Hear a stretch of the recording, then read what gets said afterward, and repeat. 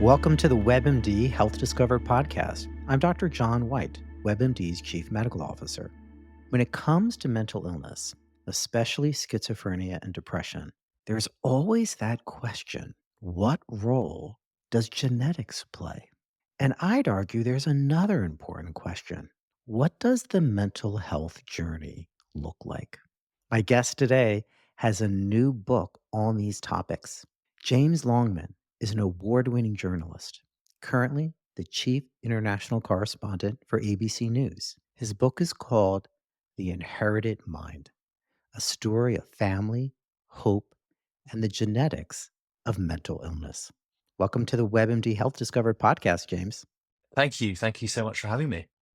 I have to tell you, our entire team at the WebMD Health Discovered podcast has loved your book. And our viewers and people that come to our site are very interested in mental health and understand that connection between physical health and mental health. So I have to ask you, what inspired you to write about this generational impact of mental health? Well, it's something that's been hanging over my family for a very long time. Questions around my father's schizophrenia were never truly Mhm. answered when I was growing up. And when I started to get my first bouts of depression and when I started to recover, I really wanted to kind of ask the question, where did this come from? Was this in me? Was it written in my code? Mhm. Or was this something that, I was going to go through because of the history that my family had gone through? My father had schizophrenia. He ended his life when I was 9. His brother also had schizophrenia. My grandfather ended his life, and my mother deals with clinical depression. And so all of these dynamics were at play in my life.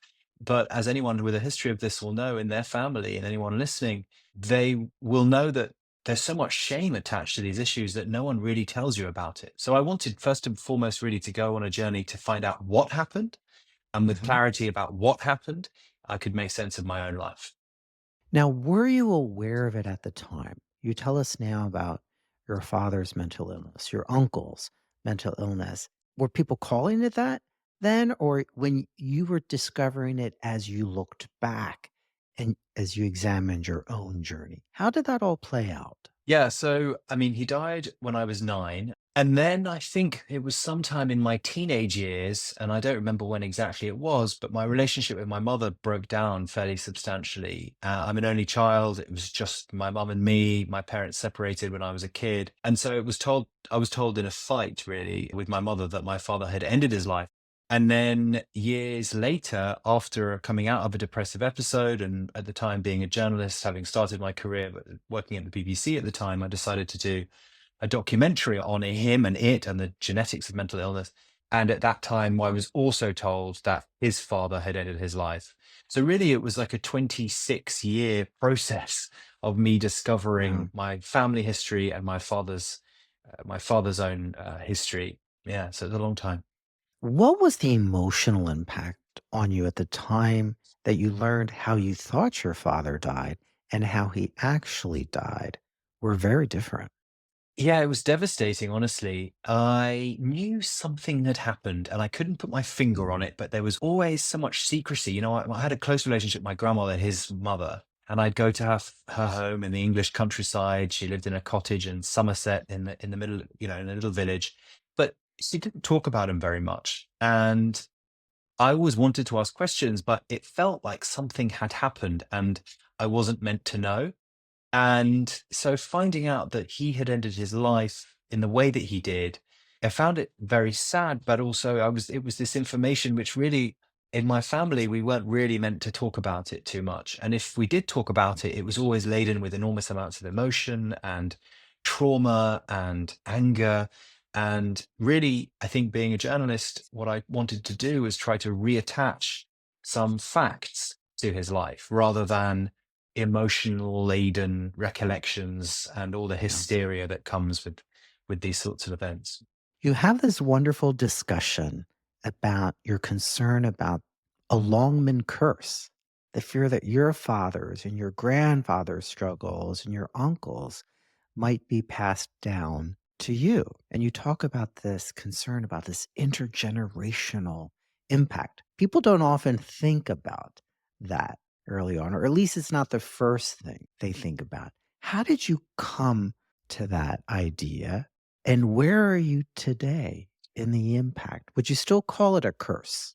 Well, my mother came up with the phrase, the Longman Mm, curse. She said from a very young age, your father's family was damaged. It's mm, my job to look after you. I have to make sure that you escape the Longman curse. So it was always explained to me as a way of basically blaming his family, and also her way of showing me that she really was the only way that I was going to avoid this curse, so to speak. So again, people listening to this, they may have had suicide in their family, and they will perhaps recognize feelings of blame that come with that. People feel angry mm, at the deceased for it, and I think my mother felt that way. So she really wanted me to know that following her example was the only way I was going to avoid this.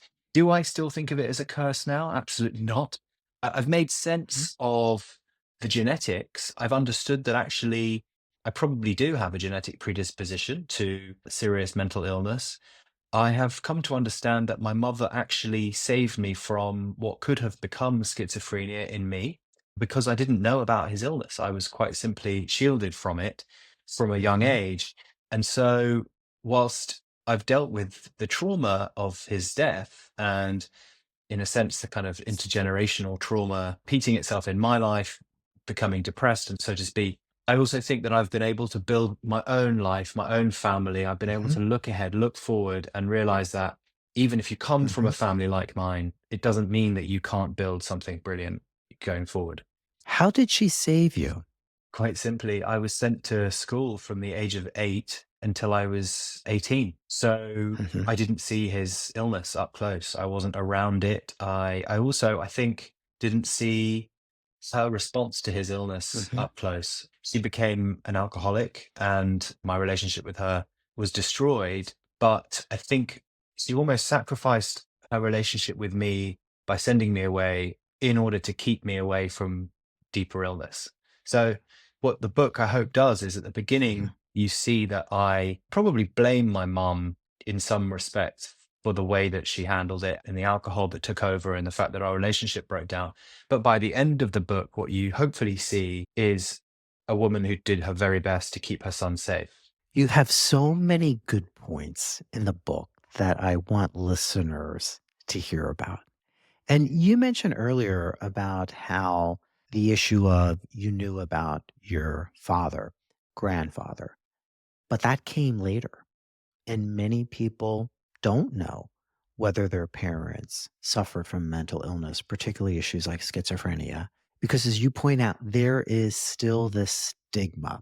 So your book talks a little bit about that, actually talks a lot about it.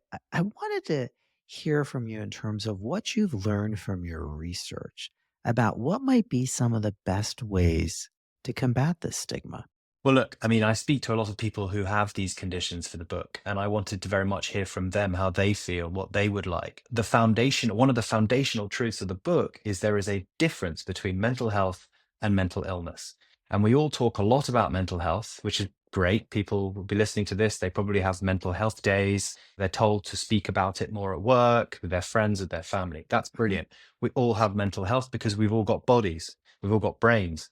We don't all necessarily have severe and enduring mental illness, but we will know people in our lives who have it. We will have come across them. mhm, If you are in a big city in America right now, you will have seen people on the street, likely with a significant mental illness. mhm, So, the number one thing I want people, if they don't know anything else about the book, is to lead with compassion when it comes to these sorts of illnesses, and to not judge and to not immediately believe that the person is mhm. dangerous or threatening to you.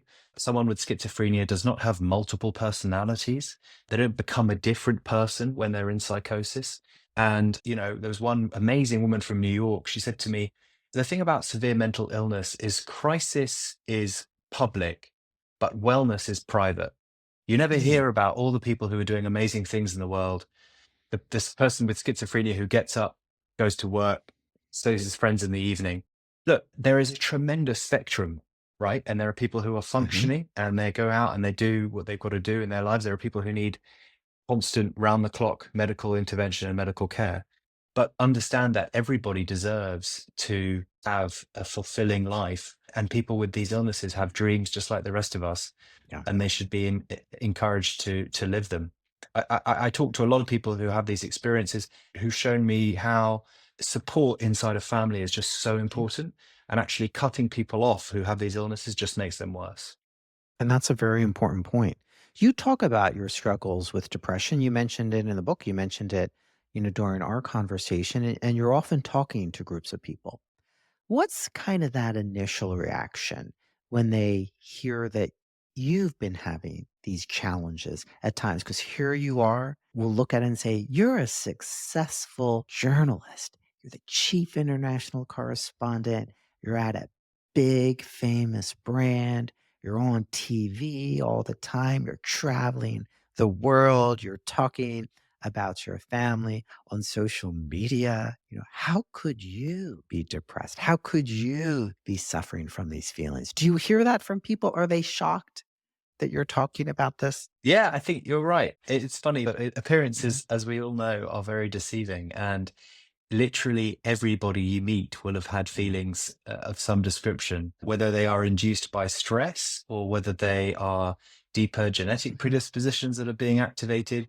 It doesn't really matter. They will have had them. So yeah, there's sometimes people can be surprised.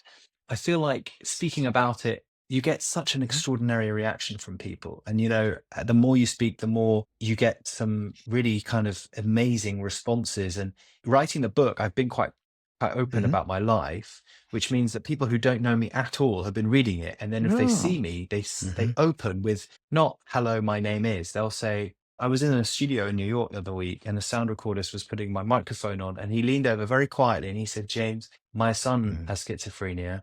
I'm almost bankrupt because I've been paying for him to stay in a hotel. I don't really know what he does in the room, but I just go to the door and I listen in and I talk to him through the door, and then I leave.'" And then he said, "I've never told anyone else that." He came to me with it because he felt, because he'd read that little story, and he feels in his workplace and his friendship group that it's not something that he can really talk about. But hopefully, reading the book has given him permission to do that. Everyone is going through something. How does being a journalist impact the way you write about a personal story? Because at first you think, they don't seem exactly like they should go together. Here you're a journalist, this objective reporting. And in this book, you're talking about your own journey, right? You're talking about other people's journey, and then you're investigating it. And you even open, with your international experience in Syria, which is quite an exciting opening. How do you reconcile all of that? It was Yeah. tough. I wanted it to be useful for people fundamentally. I mean, I just thought, well, I'm not Beyonce. I'm 38 years old. Why would I write a memoir? What I wanted to do was, yes, tell the story of my family, but also explain that there's some extraordinary science out there right now. There are people all around the world doing amazing work to discover what is happening to us on a genetic level, what our biologies can teach us, about how our genetics are not necessarily a prison, about what epigenetics, the world of epigenetics, and how that pertains to mental illness, and most importantly, examples of how people have gone through something awful and have come out the other side.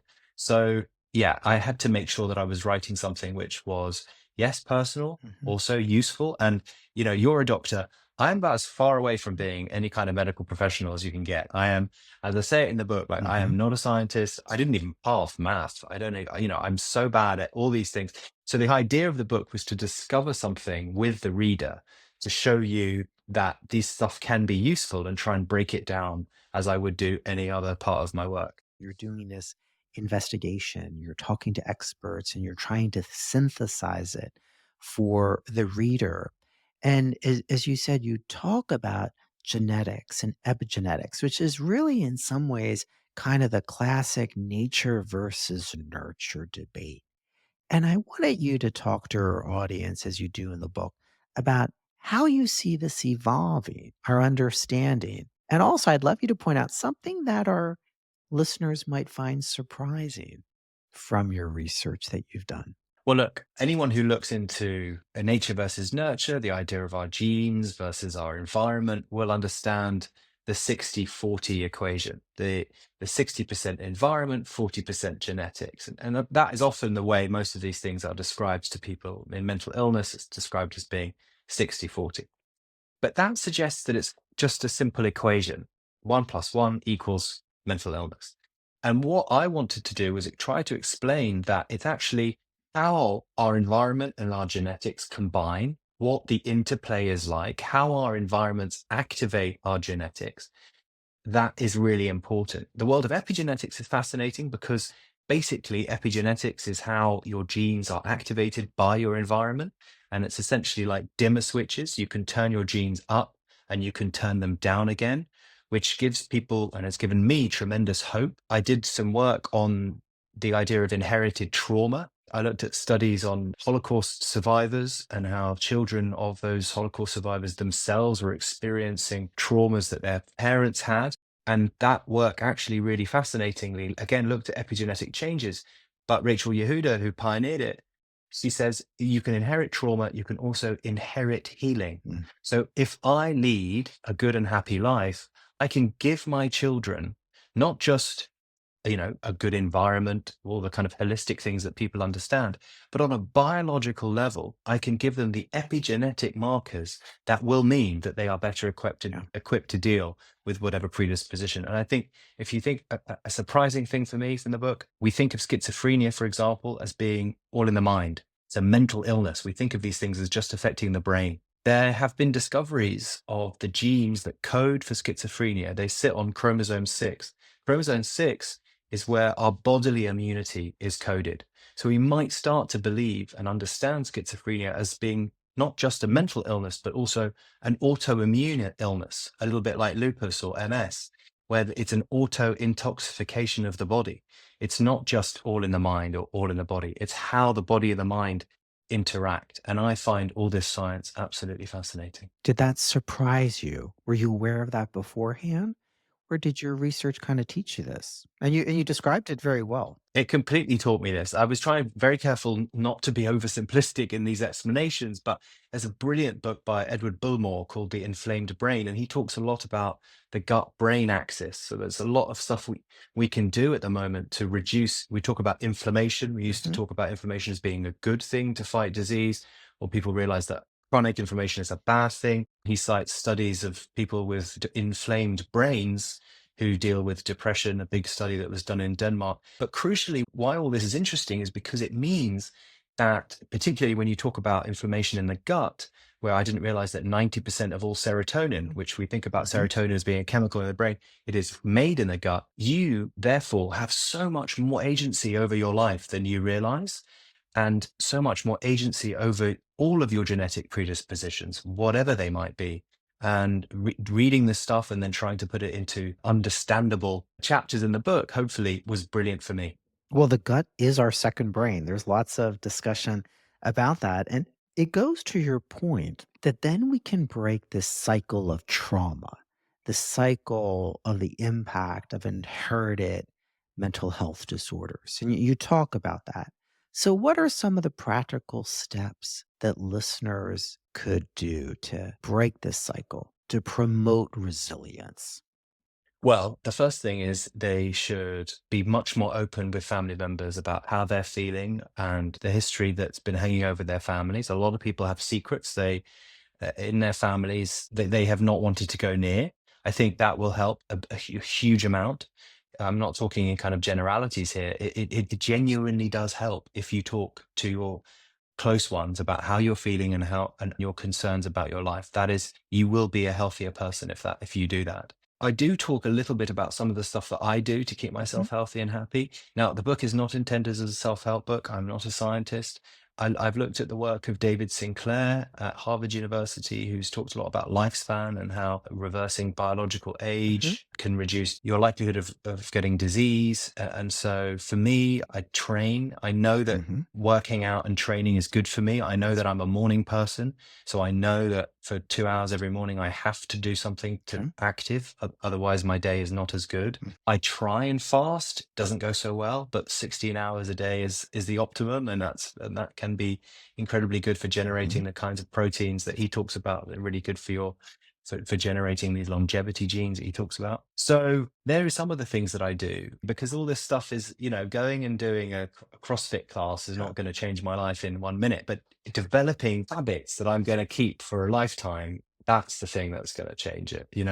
And knowing yourself, I just think knowing what keeps you happy, knowing what keeps you healthy. There's Ranjan Chatterjee is a British doctor who's just written a book called Make Change That Lasts. And he talks about how there's so much knowledge in the world. There are more health podcasts than there've ever Mhm, been. There's more books, there's more self-help mhm. literature out there than ever before. And yet, I think we feel like we're not healthy. We don't know how to activate the changes in our life that are going to last. And he says the first thing you've got to do is really know yourself before you start trying to take on knowledge from everybody else.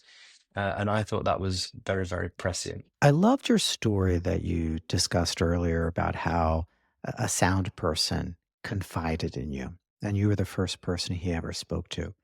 How can society help support families? What do we need to be doing? Look, I think it's a big part of this was how we restructured the care for the mentally ill over many decades. In Britain, we had a system, care in the community, which I think followed a New York model from the 1970s, which took care out of hospitals, put it in the community. And it said that we didn't want to have these big institutions anymore where people just get locked away for years, that we want them to try to be more a part of a community, able to kind of live in the world a little bit. Over successive governments in Britain, anyway, I can't speak for the United States, but in Britain, funding has dried up. And these, what was once considered, necessary, has been subsequent governments believe they're luxuries. My father had, and researching his life, his treatment, I believed because he ended his life that he wasn't well looked after. I was wrong. He had an incredible amount of care. He actually was better cared for in the 1990s than he would have been cared for today. That's what his doctor told me. He had day hospital he could go to. He could go and see his doctor within 24 hours to get medications prescribed to him. He could go to a day art center where there were art activities which he found very helpful.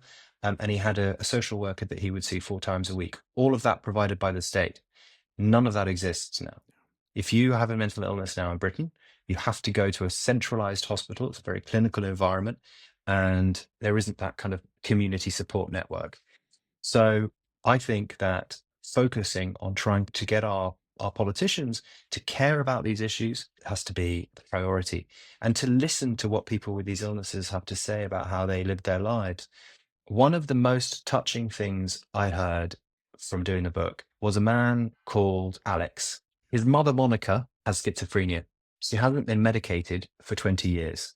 She's got serious paranoid schizophrenia, but she hasn't had any medication. Now, I'm not advocating for people to come off their meds, but if just listen to this anecdote. She has delusions all the time, and she had this one delusion which she would not let go, that she had been given an apartment in Copenhagen by the Emperor of Japan. Okay, they said to her, "Do you think maybe this is one of your delusions?" She said, "No, no, it's true." She wouldn't let it go. She was getting very hyped up about it. So Alex's sister said, "Okay, I'll take you to Copenhagen. We'll look for the apartment." They spent a weekend there, didn't find it, obviously, came back to the UK. She was devastated. They sat around with her. They loved her back to life, if you like. And then she had a moment of insight where she said, maybe that was my illness. And then every subsequent delusion she has had, and this is the amazing thing, every subsequent delusion she's had, the family are able to say to her, "Do you think this was like that? Do you think you're having another one of these moments?" And sometimes it works and sometimes it doesn't. But there's elasticity in how her condition is understood. And yes, that requires resources. It requires a huge amount of privilege. It requires time and energy from a family that love her. But she's able to have insight because they give her that latitude. Obviously, that's not going to work for everyone who has schizophrenia.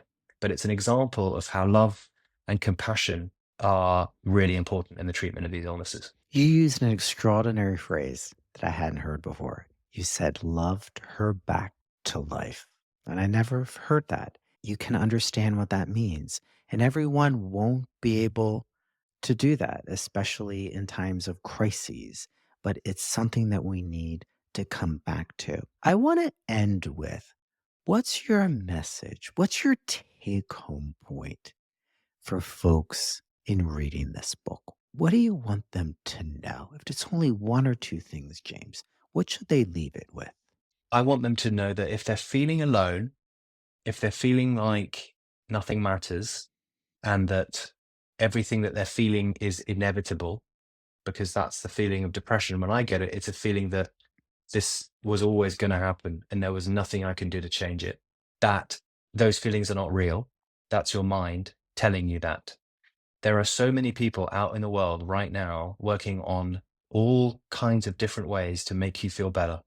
The science of mental illness is making leaps and bounds, not just to help it better provide medications, because we're going to end up in a world where our antidepressants, for example, Mhm. we're going to have them tailored to our genetic code, which will mean that it's not just going to be trial and error with these pills. That someday soon we're going to have skin samples that are going to be able to better understand what a person needs on a genetic level. So I want them to know that there are people out there doing the work to make your life better. I also want them to know that they need to invest time and energy in the people who love them, because that really, for me, in writing this book, has been the message from absolutely everybody I spoke to, that community is the way to get through these issues.